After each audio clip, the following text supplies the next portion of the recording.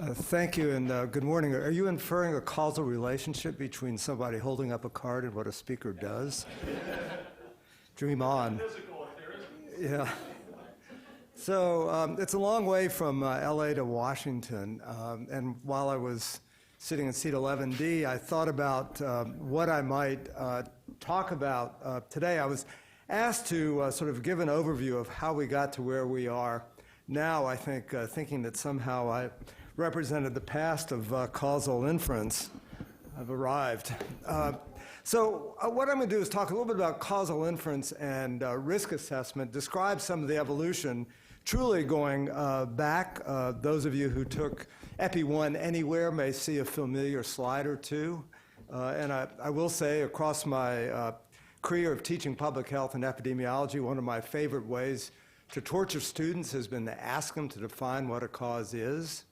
I know if I pointed to anybody in this room, perhaps except for a philosopher or two, you would blanch if I put you to the test. And then I'm going to talk about the challenge of these new data streams, in part from my role over the last couple of years of chairing this committee that issued the report on 21st century science in January. So, and I also want us to be very clear about the difference between decision making and causal inference for decision making. I think they tend to get mixed up. So in terms of thinking about how we make decisions in environmental health, we've already heard this. We use all the data there is and decide if there's a problem, hazard identification and risk assessment parlance. And if the answer is no, we decide the evidence is insufficient, or perhaps there's an indication of safety. We might quit. And if the answer is yes, we go on to address the question of how much risk, bring in quantification, and again, epidemiology and toxicology partner there, and we may do a quantitative risk assessment, at least in some settings, to decide what to do. And of course, this has been put together historically. I think Kim already mentioned the Red Book, 1983. It lives on, and then more recently, the so-called Silver Book, which elaborated on the concepts of the Red Book, as have other reports. The Red Book, of course, offered this four-element framework: hazard identification, dose response, exposure assessment, and risk characterization. And you might think about replacing hazard identification with causal inference and judging whether an agent is linked to a disease. I think going back to the last presentation, I think we should keep in mind the difference between does agent X cause disease Y from, I think, what else I heard in the opening remarks, what are all the causes of disease Y and how do they work together? And that's a far different matter in my mind, of course, of broad importance, but a far more complicated question generally than does X cause Y. And this next step of quantification is harkens back to a 1953 paper by Levin, who published what is now the attributable, what we now call the population attributable risk. He wrote a paper in 1953 that should be read by those interested in risk assessment. He had done one of the 1950 publications, case control studies on lung cancer. And in 1953 he wrote, I think that smoking causes lung cancer. And if we think something causes a disease, then the next thing we want to know is how much disease does it cause? Very logical. And he wrote this paper with this statistic that essentially underlies our burden estimation still. This is the pictures of the Department of Epidemiology at Hopkins in somewhere in the 30s. I was chair from 94 till 2008, and I always commented the faculty was much better dressed in the past than when I took over. There was one woman in the faculty at the time, the first. So then we turn to this question of causal inference for what? And first off, and sort of traditionally in public health, to identify determinants of disease etiology as a basis for intervention. Smoking causes disease, let's do something about it. In our more contemporary context, as an element of quantitative risk assessment, a basis for decision making, and there comes this question of what level of evidence is needed for decision making, something I'll return to. and then also to identify critical uncertainties which become targets for research. And to quote from the the 2004 report of the Surgeon General, the reason that causal conclusions are so important is they have this notion that if we change the risk factor, something will happen to the disease burden. We're making a firm commitment, I think, in fact, to this proposition and saying it is correct. So how do we get to the 21st century where we are? So this question of what is a cause is certainly an old one. One of my greatest disappointments in life was freshman philosophy, which I thought would enlighten me. Sorry, Richard, but instead it bored me. And philosophers, of course, are still debating, but much of the ideas of causation in epidemiology, at least, go back to Hume, and ideas that were straightforward, like temporality, the cause must come before the effect. We're usually pretty certain about that, but I think this becomes a complication in some of our thinking about pathways. And then this word I know we'll hear a lot today from the modelers, the counterfactual, and thinking about this issue of what would have happened but for the exposure, and this underlies a lot of the ideas of causal estimation. This is my favorite example of the counterfactual. Basically, all sportscasting is counterfactuals. The Red Sox would have won the World Series had they not finished in last place, kind of stuff. And this is just one that caught my attention reading about a football game, and you can see, but make the 3 field goals they missed and get a few other breaks. And the Terps, that's the University of Maryland, would have been sailing into the 4th quarter with a safe lead. In other words, if there had been a game that had not been, they would have been ahead. And that's what the counterfactual is about. Don't let the presenters who follow me confuse you. Just remember this. So, need for causal principles in health goes back to the identification of microbes, germ theory, and Koch and bacteriology. He, with Henley, elaborated a set of principles that were useful for dealing with this problem of identifying microorganisms. We sort of have this problem back now with the finding of microbial DNA or RNA in human tissues and interpreting its role in disease causation. So we had these postulates that were working pretty well, and then the disease picture changed. Infectious diseases began to drop sharply. That's the green line at the beginning of the 20th century. And the so-called non-communicable diseases rose. And you can see the line for lung cancer in men, the blue one going up, let's see, I guess that works, from the 30s here, which certainly caught the attention of those concerned with public health. Epidemiological studies were done. Of course, no one could do experiments to see what caused lung cancer, so this did not fit with the existing Henley-Koch paradigm. There was a great deal of discussion in the literature about what to do with this new causal problem across the 50s and into the 60s and beyond. I think there were a couple of crystallizing events. One was the 1964 Surgeon General's report on smoking and health. It was done by an advisory committee, which is here. This is Luther Terry, the Surgeon General. This is the group of people who did the work. They essentially did a massive systematic review, wrote a 330-page report, elaborated causal criteria that remain in use, and of course reached the conclusion that smoking caused lung cancer. Actually, the stated conclusion was in men because the data for women were quite limited at the time. And then, 1965, Sir Austin Bradford Hill published his paper, widely cited still, that had very similar guidelines for causal inference. And here's his paper. There's a famous last sentence in this paper that essentially says, all knowledge is always incomplete, but we still need to make decisions. So these are the criteria, guidelines elaborated in the two reports. There's substantial overlap. I think this issue of plausibility sort of sits in the realm of coherence in my way of thinking about these guidelines. They are widely used, so this is just citations to the Bradford Hill paper over time, and you can see that this paper still resonates. It's widely used, widely quoted by those who are out to make causal judgments. Fortunately, it's a little harder to track this kind of citation for the Surgeon General's reports, but they are abundantly quoted on the same issues. My point is that what was done more than 50 years ago now essentially remains in use.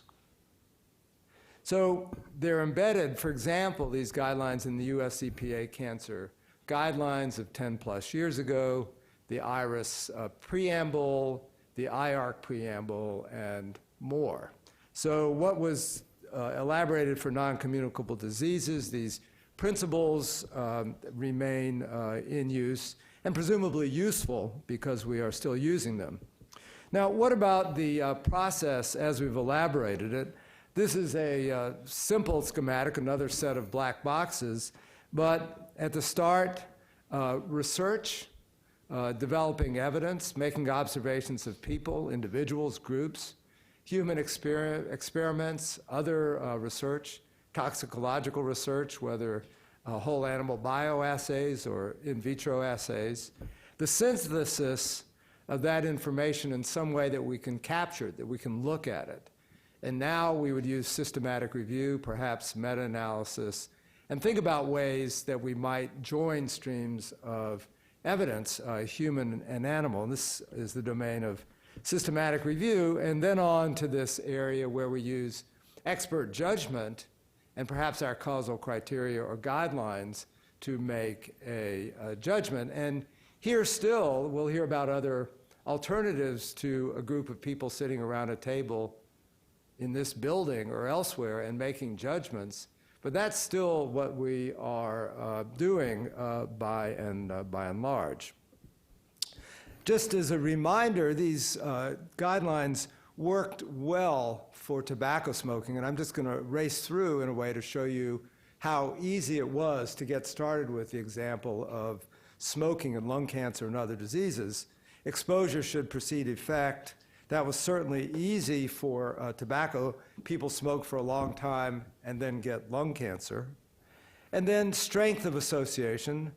Stronger associations more likely to be causal, in part because other explanations can be set aside.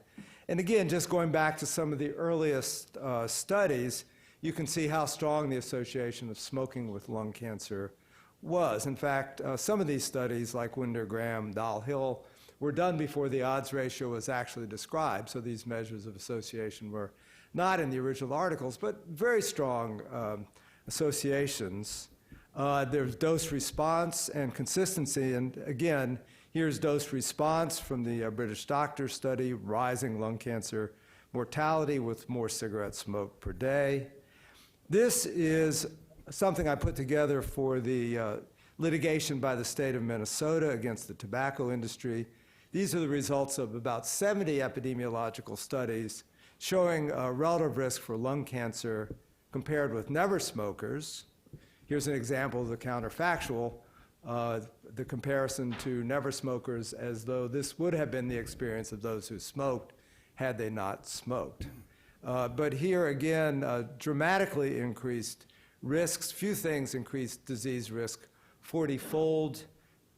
Consistent evidence of rising risk, and I would say that here we see evidence of dose response strength and consistency across the studies.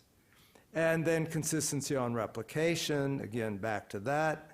Now, this is a meta-analysis of the data on passive smoking in lung cancer. Here the exposure is being married to a smoker.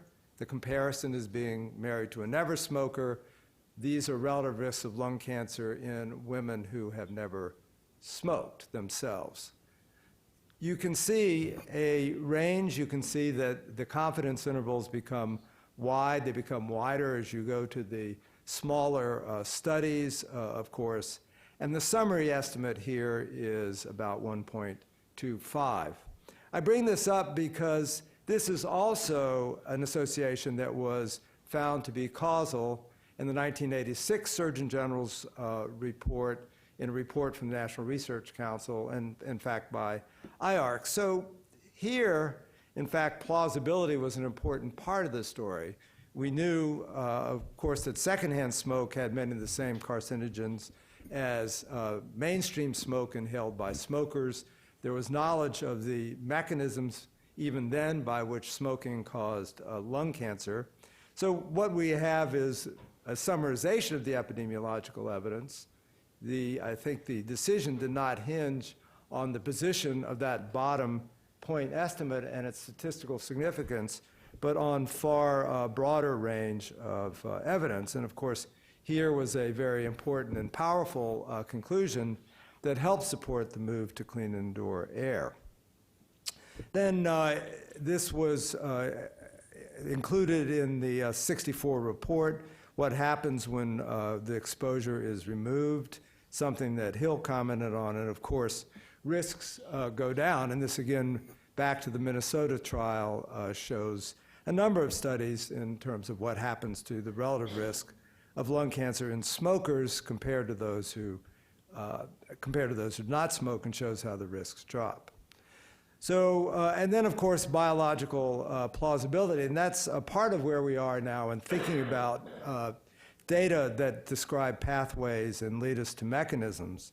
In terms of the tobacco story, mechanism was long held up as a failing of the evidence available. One of my favorite cartoons, these studies are inconclusive. So far, we've only succeeded in giving cancer and heart disease to laboratory humans.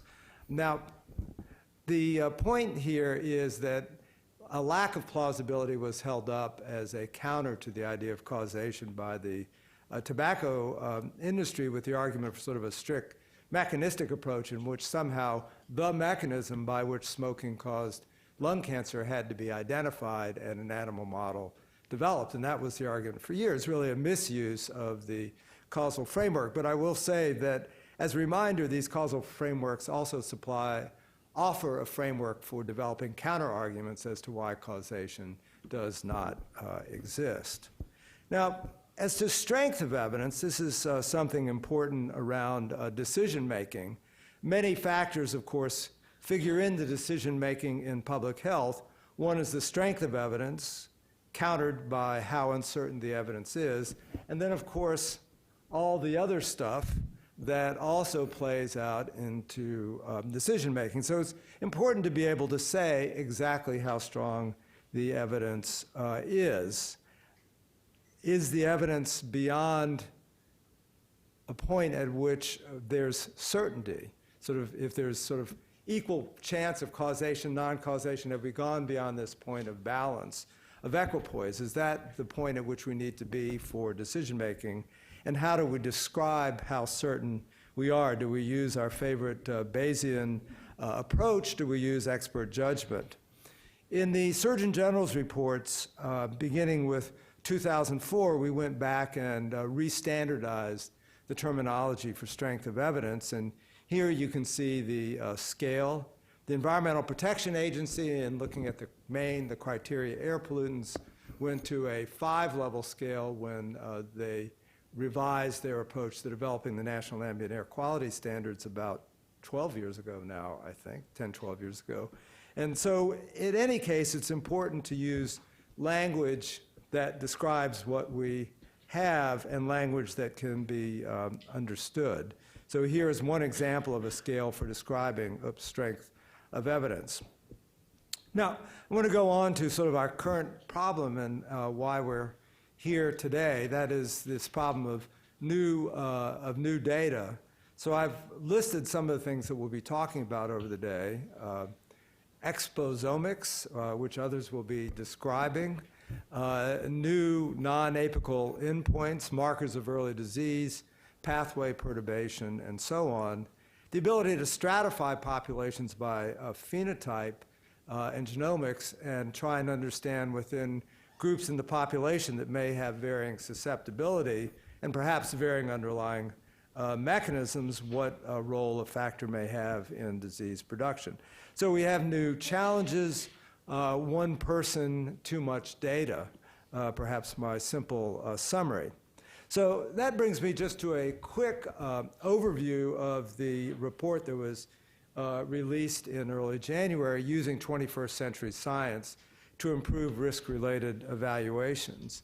This report followed two important reports, the Toxicity Testing the 21st Century report published in 2007, and this is the report that offered the vision of using pathway analysis, pathway perturbation, and in vitro assays to replace whole animal bioassays, and certainly to fill the many gaps where there will never be human epidemiological data. And then the 2012 Exposure Science in the 21st Century report, which described an increasing array of possibilities for characterizing human exposures. So in the report, we tried to both be practical and offer some examples, and this goes perhaps to tomorrow's exercise, about how to use these new technologies in risk assessment. We described a, quote, new direction, not a new vision, and talked about the use of biological pathways and processes rather than observation of apical responses as in the past, and then that this needed to be a very comprehensive approach and one that incorporates the new exposure information. Now, these are 4 questions that we said need to be addressed in thinking about pathway approaches. And I'll read them because nobody's holding up a sign yet. Who does hold up the sign? You've got plenty of time. I've got plenty of time, okay. She's, oh, really? Wow. Okay. So, first question. Can an identified pathway, alone or in combination with other pathways, when sufficiently perturbed, increase the risk of an adverse outcome or disease in humans, and then particularly in sensitive or vulnerable individuals? In other words, do we know enough about a pathway to know if it's perturbed that it will lead to something bad? That's what question number 1 is. Question number 2 is, do the available data support the judgment that the chemical or agent perturbs one or more pathways linked to an adverse outcome? So number 1 is, does the pathway lead to something harmful, increased risk? Number 2 is, do we have evidence that the agent that we are concerned about has perturbed the pathway, or pathways? So this is 2 different and distinct questions where both need to be addressed by evidence. And then how does the response or pathway activation change with exposure? This gets at the quantitative aspects of the pathway perturbation. And then which populations are likely to be the most affected? So this gets at this issue I talked about of population stratification by susceptibility.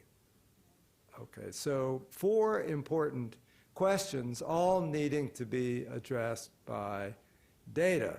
The first one, the top one, is generic to the pathway. The second one is generic to the, specific to the agent that we are concerned about, as is the third, the dose-response issue, and then the fourth is about susceptibility, and susceptibility might be, I suppose, general or particular, depending on the agent. So we talk about these 4 questions and the need to bring evidence together to address them.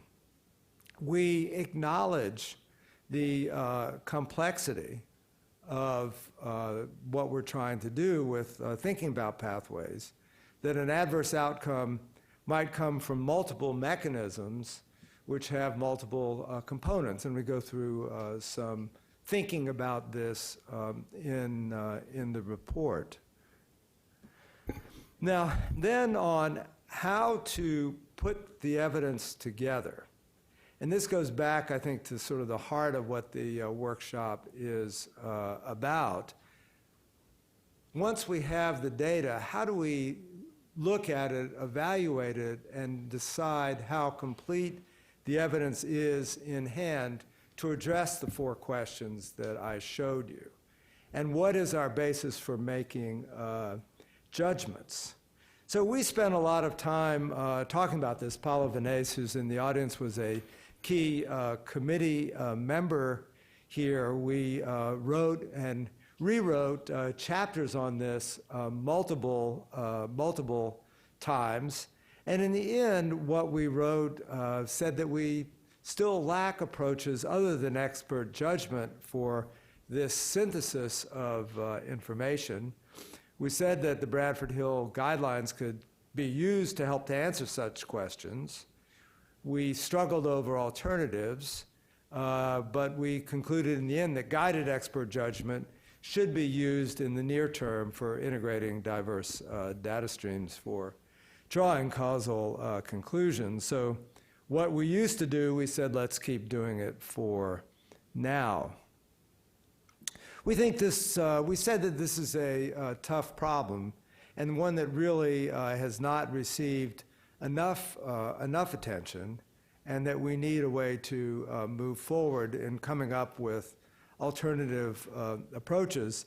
In this report, as in reports I've been involved with in the last 30 years, I think, we wrote something about the use of Bayesian methods and how they might be helpful for information integration and synthesis. I first was involved in such a report with the Biological Effects of Ionizing Radiation Committee Report number 4, published deep in the 80s.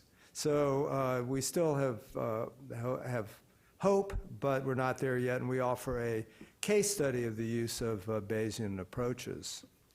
We talked about a research agenda, and perhaps the top several bullets here, points, relate to the exercise tomorrow of developing case studies that reflect various scenarios of decision-making and data availability, and that such case studies should be tested with multidisciplinary panels.